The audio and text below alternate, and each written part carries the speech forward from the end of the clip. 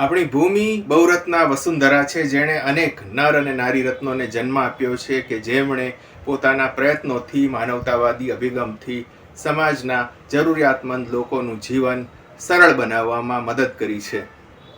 મૂળ નડિયાદના અને ઘણા વર્ષોથી પરિવાર સાથે અમેરિકાના ન્યૂજર્સીમાં સ્થાયી થયેલા સુભાષભાઈ શાહને આપણે ઓળખીએ છીએ. તેમની ઓળખ એક મુદ્રક, પ્રકાશક અને ન્યૂજર્સીમાં ઇન્ડિયન કમ્યુનિટીને ઉપયોગી થનાર એક મજબૂત વ્યક્તિત્વ તરીકેની છે.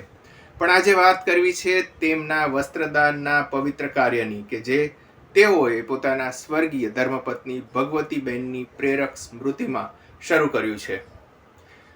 શરૂઆત એવી રીતે થઈ કે વર્ષ 2018માં જ્યારે ભગવતીબેન નડિયાદ આવેલા, ત્યારે તેમણે કેટલાક ગરીબ લોકોને જૂના વસ્ત્રો આપ્યા. પરંતુ 2 દિવસ બાદ એ લોકો સંકોચ અનુભવતા પાછા આવ્યા અને વસ્ત્રો પરત કરી ગયા. ત્યારે ભગવતીબેનને વિચાર આવ્યો કે શું અમેરિકામાં જેવી રીતે મોલમાં સુંદર વસ્ત્રો ડિસ્પ્લે થતા હોય છે અને વેચાણ માટે ઉપલબ્ધ હોય છે, એવી જ કંઈક વ્યવસ્થા આપણે ભારતમાં જરૂરિયાતમંદ લોકો માટે ન કરી શકીએ? અને ત્યાંથી જ શરૂઆત થઈ વસ્ત્રદાનના આ મહાયજ્ઞની, કે જ્યાં જરૂરિયાતમંદ લોકોનું, વસ્ત્ર લેનાર લોકોની ગરિમાનું ધ્યાન રાખવામાં આવે છે, એમનું માન જળવાય એવી રીતે એમને વસ્ત્ર આપવામાં આવે છે. અમેરિકાથી સુભાષભાઈ અનેક વસ્ત્રો લાવે છે, જેને ક્લીન અને ઇસ્ત્રી ટાઈટ કરીને જુદા જુદા સ્થાનોએ નિશ્ચિત દિવસે ડિસ્પ્લે કરવામાં આવે છે, અને ત્યારબાદ લોકો તેને જોઈ શકે છે અને જે ઉપયોગી વસ્ત્ર હોય એની એક ટોકન મામૂલી કિંમત ચૂકવીને ગૌરવપૂર્વક એ વસ્ત્ર લઈ શકે છે. ચિત્રલેખા સહિત અનેક સમાચાર માધ્યમોમાં આ પ્રવૃત્તિનું સુંદર કવરેજ પ્રકાશિત થયું છે. 10 મહિનાની પહેલી તારીખે નિયમિત રૂપે આ રીતે કપડાનું વેચાણ કરે છે, કપડાનું ડોનેશન આપે છે અને સારી રીતે પ્રવૃત્તિને વધારે છે. ખાસ આપ સૌનો આભાર માનું છું. સાથે એક વાત કે આ જે કપડાનું બીજ રોપાયું એની એક નાની ઘટના છે, એ હું તમને કહું એટલે મારા બંને પણ સંતોષ થાય અને જેના નિમિત્તે કરીએ છીએ એના આત્માને પણ થોડો સંતોષ થશે. લગભગ 2000ની સાલથી અમે દર વર્ષે નડિયાદ આવતા આવીએ છીએ અને સ્વાભાવિક છે કે આવીએ એટલે જૂના કપડાં થોડા લેતા આવીએ અને અમે તે વખતે આજુબાજુ આપી દેતા હોઈએ. પણ 2018માં એક સરસ એવું વસ્તુ જાણવાની મળી અને શીખવાની મળી કે અમારા એક સંબંધીને જ કપડાં આપેલા, પણ કહેવાય છે ને કે વાણિયા લોકો ખમીરવાળા, એમને મફત લેવાનું ના ગમે, એટલે એમને કપડાં અમને પાછા આપ્યા કે મારે જ્યારે જરૂર પડશે ત્યારે લઈ લઈશ. ભગવતજીએ મને તે જ વખત એમના કહ્યા, ભાઈ સપોઝ તરીકે સુભાષ એવું કંઈક કર કે આ આપણા કપડાં જ્યારે ખરેખર જરૂરિયાત છે અને એ લોકોને પહોંચે. જેવી રીતે અમારા અમેરિકાની અંદર ગુડવિલ અને યુનિક સ્ટોરો હોય, જેની અંદર રિયુઝ કપડાં વેચાતા હોય છે, એવા સ્પેશિયલ સ્ટોરો જ હોય એ બધા, કે એ સ્ટોરોની અંદર નક્કી જ હોય કે ભાઈ સેકન્ડ કપડાં, વપરાયેલા કપડાં મળતા હોય. બજારમાં ધારો કે જે 25નું પેન્ટ હોય ભાઈ 5 કે 7માં મળતું હોય. એટલે ભગવતી મને કહ્યું કે બહુ સારું, હવે અત્યારે તો આપણે જવાનો ટાઈમ થઈ ગયો છે એટલે અત્યારે વાત રહેવાનું છું, પણ જ્યારે કરી આવીશ ત્યારે એના માટે પૂરેપૂરો વિચાર કરી અને એનું આપણે અમલ કરીશું. 2021માં સંજોગ વરસાદ એટલે સદનસીબે કે જે ઘણો છે, આમ તો એના માટે ઘણું શુભ નસીબ કહેવાય, કારણ કે એને એવું મોત મળ્યું છે કે કલ્પનામાં ના આવે, કોઈ જાતની દવાની જરૂર નહીં, કોઈ ટેબ્લેટ જરૂર નહીં, બેઠે કોઈ એક્સચેન્જ કાંઈ. એવી સરસ મારી જોડે સારામાં અમારી ઓફિસો ખુરશીમાં બેઠેલા હતા અને મારા જ હાથમાં એ સડનલી 5-10 મિનિટ ડરી પડી, એટલે કે હું તો એમ કહું કે એનું ઉપર સુખી મત કહેવાય. પછી અમે આવી નડિયાદ આવેલા, અમારી થોડી જે વિધિ બાકી જે કરી, પછી એની જન્મ તારીખ 31 જાન્યુઆરી આવતી હતી. ત્યારે હું બેઠો વિચારતો હતો કે એના માટે શું કરું.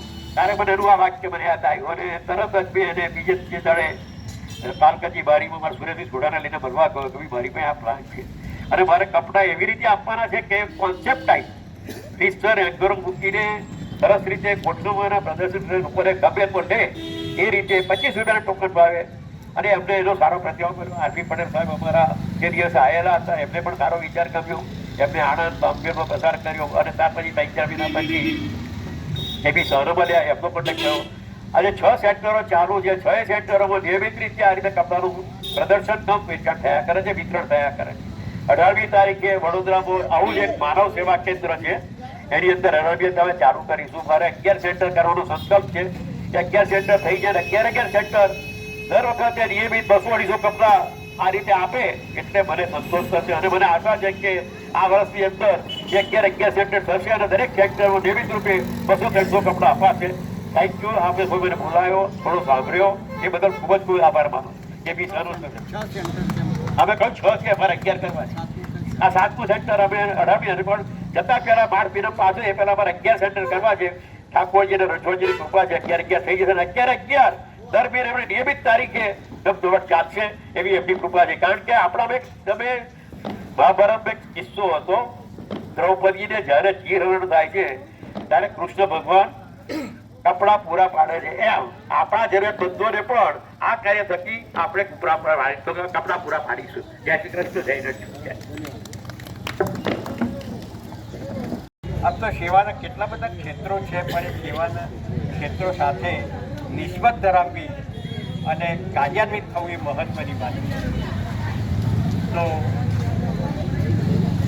ભગવતીબેનનું એક તર્પણ છે. આ હું એમ કહી છે કે આ તર્પણનું કાર્ય આ સુભાષભાઈ કરી રહ્યા છે.